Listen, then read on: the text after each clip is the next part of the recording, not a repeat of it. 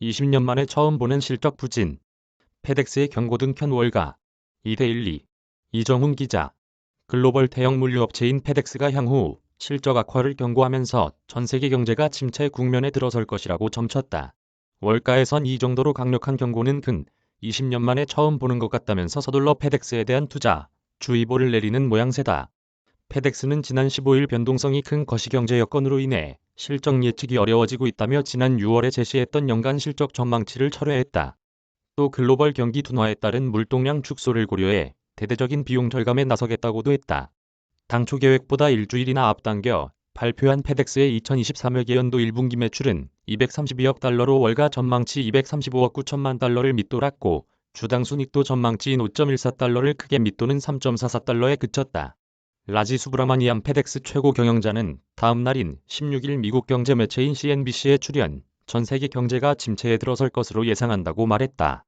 그는 우리 1분기 실적은 매우 실망스러웠고 이는 우리가 직면해 있는 거시경제 상황을 여실히 보여주는 것이라고 평가했다. 수브라마니암 CEO는 거시경제 상황이 급격히 악화하면서 글로벌 물동량이 크게 줄었다면서 특히 중국의 코로나 봉쇄 조치가 풀리고 나면 물동량이 늘어날 것으로 기대했지만 현실은 이와 달리 6월 이후 매주 줄어들고 있다고 했다. 이에 뉴욕 증시에서 거래된 페덱스 주가도 전날 하루 만에 무려 21.4%나 급락했다. 올 들어 지금까지 주가 하락률도 스탠더드 앤드 푸어스 500 지수 낙폭의 2배가 넘는 37%대에 이르고 있다. 도이체방크는 이날 보고서에서 페덱스가 미리 발표한 실적은 시장 예상치를 크게 밑도는 수준이었는데 이 정도로 실적이 좋지 않았던 건 20여 년 되는 분석 기간 중 거의 처음 있는 일이라고 지적했다.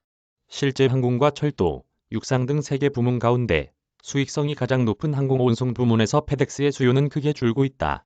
치솟는 인플레이션 압력과 미국 내 재고 수준 증가, 우크라이나 전쟁과 중국 코로나 봉쇄 장기화 등이 복합적으로 영향을 미친 탓이다. 지난주 클라이브 데이터 서비스에 따르면 8월 항공운송 규모는 전년 동월 대비 5% 줄었다.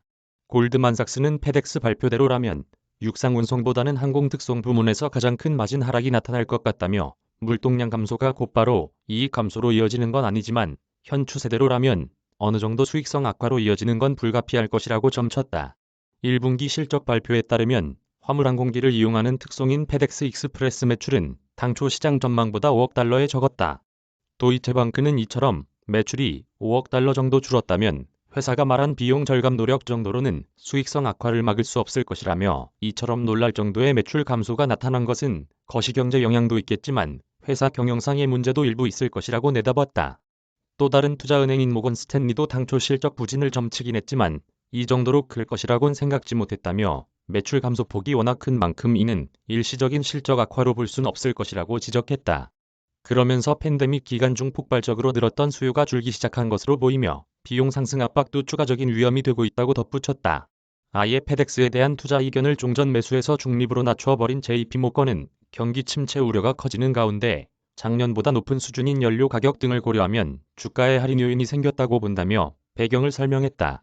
다만 회사가 지난 투자자의 날 행사에서 밝혔던 2025년까지의 중기 전망을 달성할 수만 있다면 주가가 어느 정도 회복 가능할 것이라고 말했다. 이정훈